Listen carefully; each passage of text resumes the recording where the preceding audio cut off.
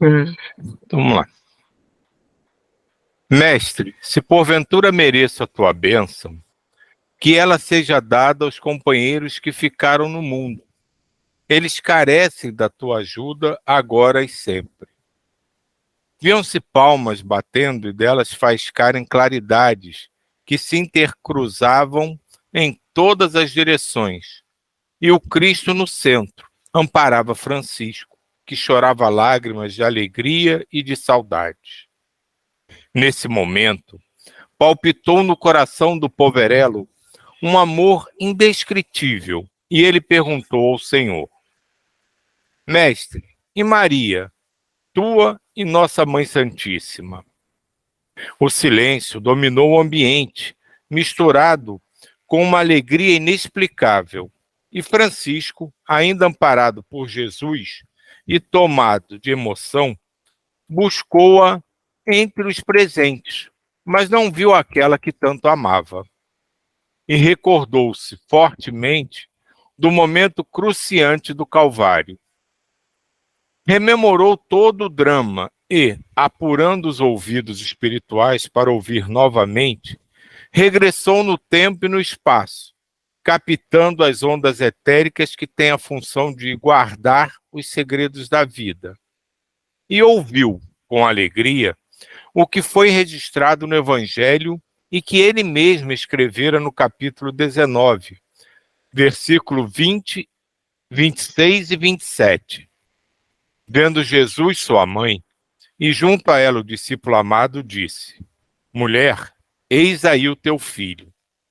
Depois disse ao discípulo: Eis aí a tua mãe. Nessa hora em diante, o discípulo a tomou para casa. Francisco de Assis chorou novamente, amparado pelo carinho de Jesus. E o mestre, acariciando os cabelos do discípulo amado, como outrora, disse com profunda ternura: Meu filho, eis que aqui estamos te esperando para novos trabalhos que nos compete realizar. Somos conscientes de que ninguém morre e que o nosso amor deve ser extensivo a todas as criaturas de Deus.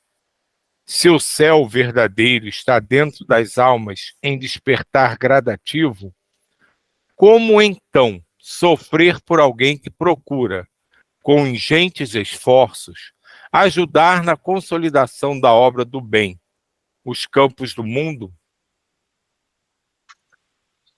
Amas verdadeiramente a quem buscas, e esse amor jamais deixará a percas. Comunicar-te-ás com ela pelos fios do amor, na mais alta precisão, e a sua imagem não te faltará, bailando em tua mente, como se estivesse frente a frente com teu coração. Quem pode afirmar que também ela não te sente a ausência? Entretanto, procura trabalhar mais na obra de Deus, com a força poderosa da saudade, que muitos desconhecem e desperdiçam, transmutando-a em paixão. Se queres verdadeiramente ficar mais próximo de quem amas, transfere o teu amor para Deus e em seguida busca o próximo nos dois reinos da vida. Silvio, deixa eu só fazer um comentário. Teve uma vez, eu procurei uma citação em que colocava a Clara como a reencarnação de Maria. Aqui ele não deixa claro, né? Mas o momento em que ele está na passagem, ali a gente leu, né? Ele falando assim que ele sentia uma vontade de que Clara estivesse junto e naquela saudade. E ele fez a passagem. E aí ele chega para Jesus e fala assim: cadê Maria? Aí essa senhora, ela não está aqui. E faz essa citação, né, do tipo que sobre a questão da saudade, tá, mas não deixa isso claro. Eu até procurei uma vez aquele trabalho que eu queria ver melhor onde é que estavam as bases disso, sabe? Mas, de certa maneira, aqui também ele deixa não a entender, mas ele deixa essa possibilidade, né? Quando ele, um pouquinho antes, ele pergunta, ele fala que ele queria que Lara estivesse junto, ela não estava, e ali ele se encontra com Jesus e pergunta, cadê Maria? E aí no escrito de Miramês, ele coloca, né, essa informação, mas um dia eu vou até ver se eu encontro, né, a gente sabe que isso são só possibilidades, mas aqui fica essa possibilidade também. O Paulo Brito, que ele tá na sexta-feira, ele sempre coloca, para ele fala assim, não, isso aí é bem claro, né, que a Clara é Maria. Eu falei assim, mas Paulo Brito, onde é que estão essas informações? Né, para Tá lá no coração para dele. ele coloca esse, mas aqui também, né, pelo menos fica essa possibilidade de não deixar essa informação clara.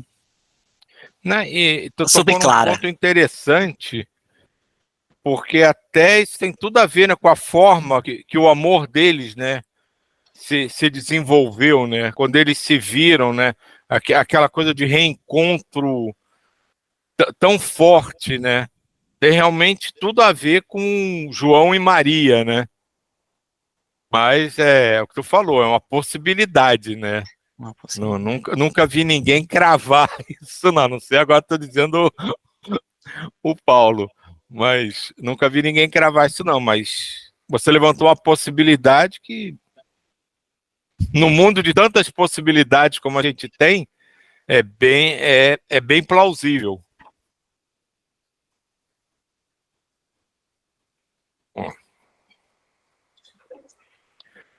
Cumpriste o teu dever pisando no solo terreno e por muitas vezes em espinhos dilacerantes. Renunciaste ao conforto do mundo, visualizando a paz das criaturas. Gastastes a última gota de energia em favor dos que sofrem. Tudo isso muito me agradou, porque deixaste um rastro de luz como exemplo, porque viveste o Evangelho na sua mais alta função de humildade, de desprendimento e de amor.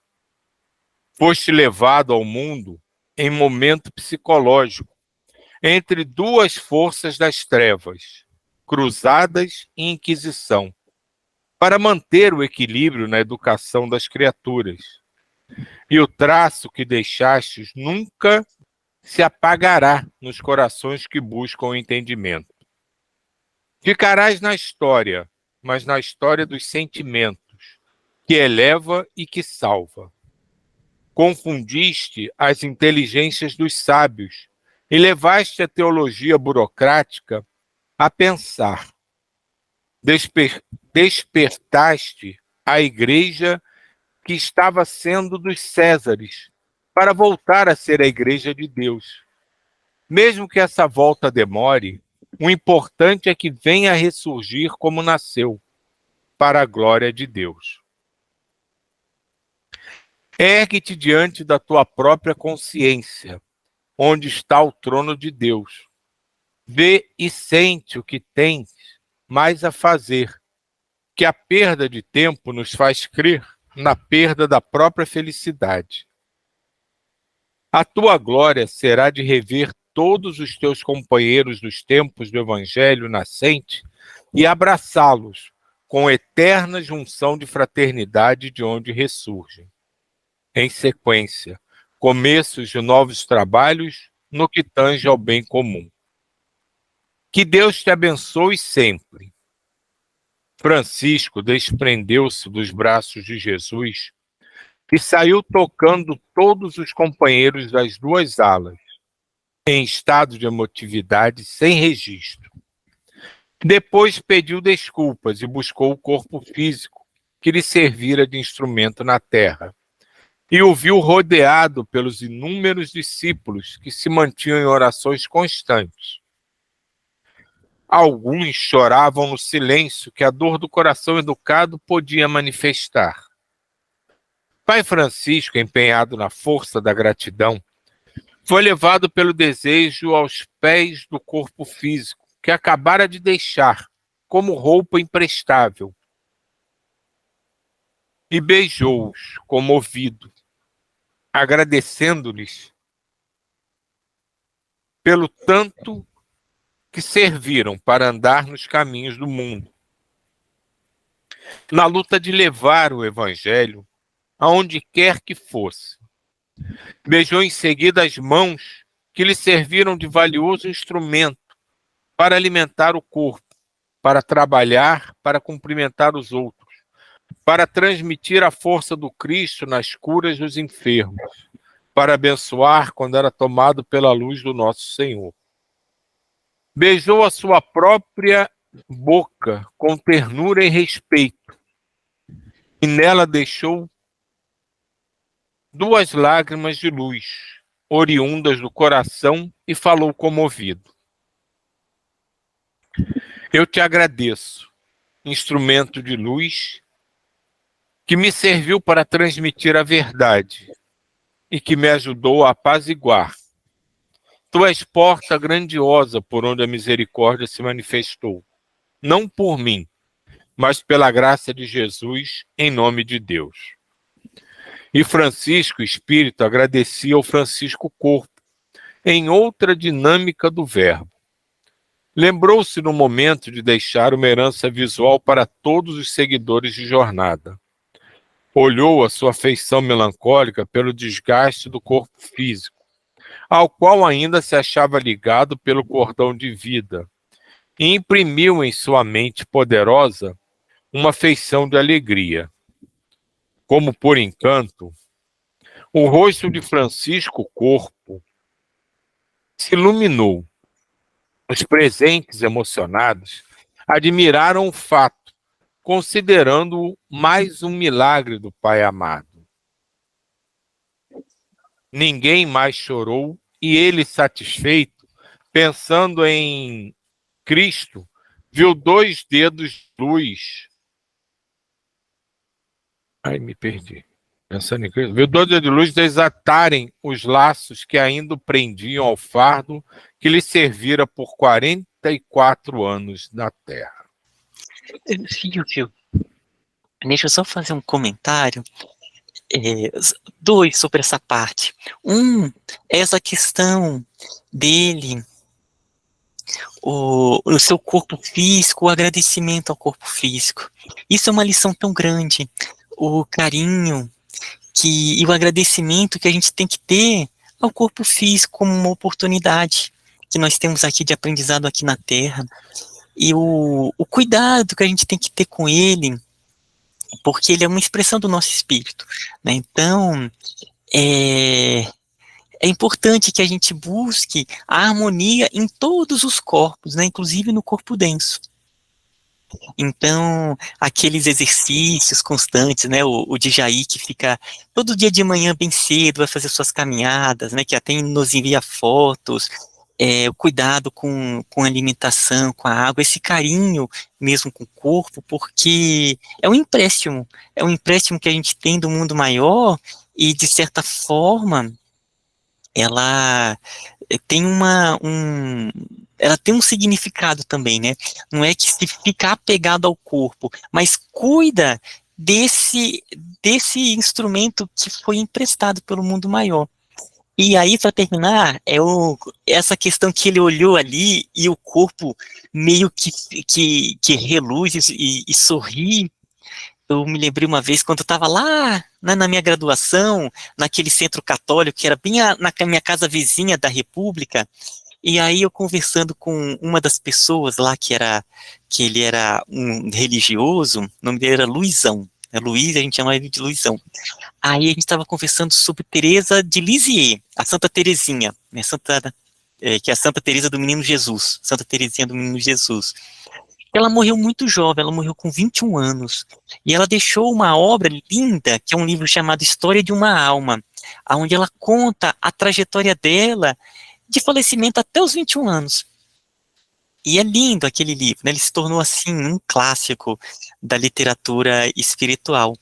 E aí, quando ela faleceu, ali as religiosas ficavam impressionadas, porque o rosto dela era um rosto de uma paz, foi tão forte que tiraram uma foto. Imagina, né? Tira uma foto de um defunto. Mas, quando você olha, aí ele me mostrou a foto. Gente, ela estava sorrindo, mas ela estava sorrindo numa leveza que parecia uma criança assim sorrindo, sabe? E aí eu fico imaginando Francisco como deve ser, né? Então muda todo aquele aspecto da morte como o triunfo da vida, como o triunfo da vida espiritual, né? Então o corpo físico ele só apresenta aquele triunfo de uma pessoa que volta para o verdadeiro lar em plena alegria e o corpo físico ele resplandece isso. Então é isso que eu queria. E Uma essa frase, coisa. uma frase Diga. que foi falada lá atrás, eu achei interessante, é que a gente acredita que a perda de tempo é a perda da felicidade. Não tem uma frase assim aí atrás, Uhum.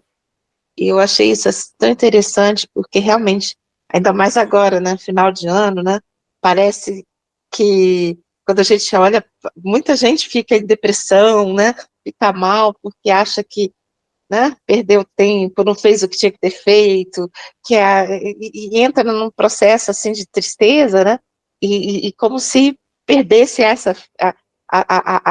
haveria perda de tempo e perda de felicidade. E eu fiquei imaginando isso, né, que ele coloca bem colocado lá, que isso não existe, né, e eu achei bem bacana isso lá atrás. Tudo isso é muito, muito instrutivo, né? Porque aos poucos, né, a humanidade percebe que tem que cuidar melhor do corpo, mas ela ainda não começou a entender o porquê que ela precisa cuidar melhor do corpo, né? Então ela que pensa na saúde na terra, na beleza, né, que os outros veem, né? E o cuidado com o corpo se desvirtuou um pouco, né, dessa grandeza de Francisco, né, que ele agradece o corpo dele, que para os padrões humanos era um corpo extremamente frágil, na verdade, né? Mas cuidar para que você possa realizar a sua tarefa, aquilo que a gente sentou naquela mesa. Aqui, vamos sentar aqui e fazer o debriefing para quem vai reencarnar. Vamos agora discutir aqui para onde os caminhos você vai seguir aqui. Então a gente tem que manter o nosso corpo saudável para que a gente possa realizar essas tarefas. E eu vou falar por mim, é muito pouco. A gente se lembra disso, né? Que a gente tem que estar saudável. Não é simplesmente para ter disposição, para correr, para andar, para ter uma aparência agradável aos olhos externos. É porque a gente precisa realizar aquilo que a gente se prometeu até. Eu vou voltar para realizar essa e essa tarefa, resgatar essa e essa confusão que eu criei, ver se realmente eu aprendi essa e aquela lição. E assim a gente não precisa só olhar para não precisa ter um corpo atlético. A gente precisa só cuidar dele o suficiente para que ele possa cumprir a missão que a gente aceitou que poderia ser nos dada. Diga, Djair. Justamente isso, Silvio, que você acabou de falar. O corpo será o instrumento para a gente executar as nossas obrigações. Também nós temos ciência que nós somos responsáveis pelos nossos atos e atitudes. Então, o que acontece? Nós temos esse instrumento para fazer essa ação. Então, tudo aquilo que nós fizemos contra esse instrumento, também nós responderemos. É só isso que eu queria acrescentar. Eu queria também só esse ponto que vocês colocaram, que é o respeito, o carinho ao corpo físico, porque é algo importante. Eu vou lembrar também do livro do Iniciação à Viagem Astral, que a gente está lendo.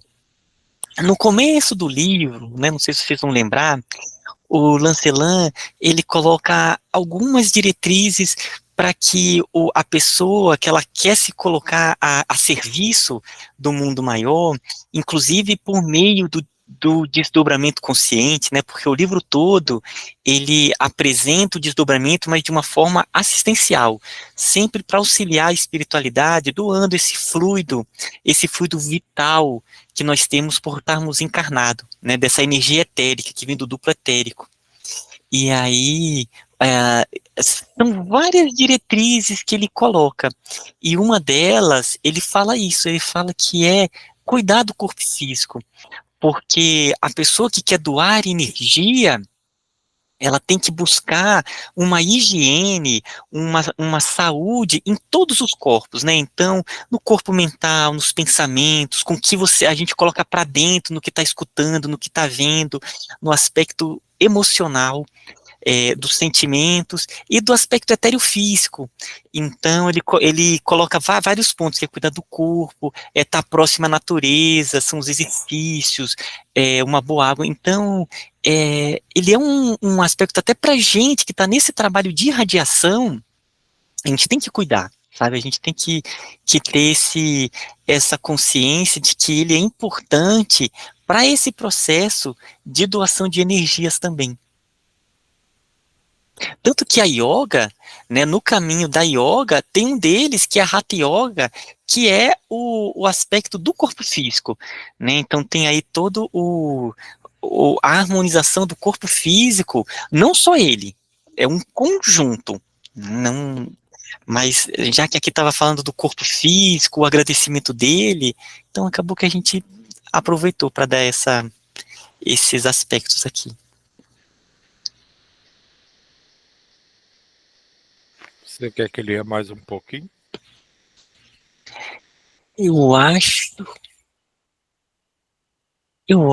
Agora vai essa parte de eu acho que a gente podia deixar essa parte, então, para a próxima semana, né? E vai ser bacana que a gente vai terminar o livro bem no final do ano, na última quinta do ano. Vai ser algo bem bonito aí. Um fecho de ciclo para recomeçar o próximo. Que bonito, né? E tem tudo a ver, porque vai terminar com ele desencarnando e a gente recomeça com o Patrício explicando como é que é a chegada lá.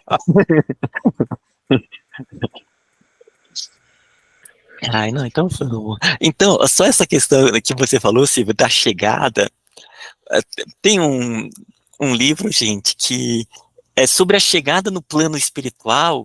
Tem um livro que eu acho espetacular, que é o livro Céu e Inferno, do Allan Kardec. Porque a segunda parte é só sobre psicografias que eles receberam naquela época, sobre os espíritos contando como é que foram a chegada deles do outro lado.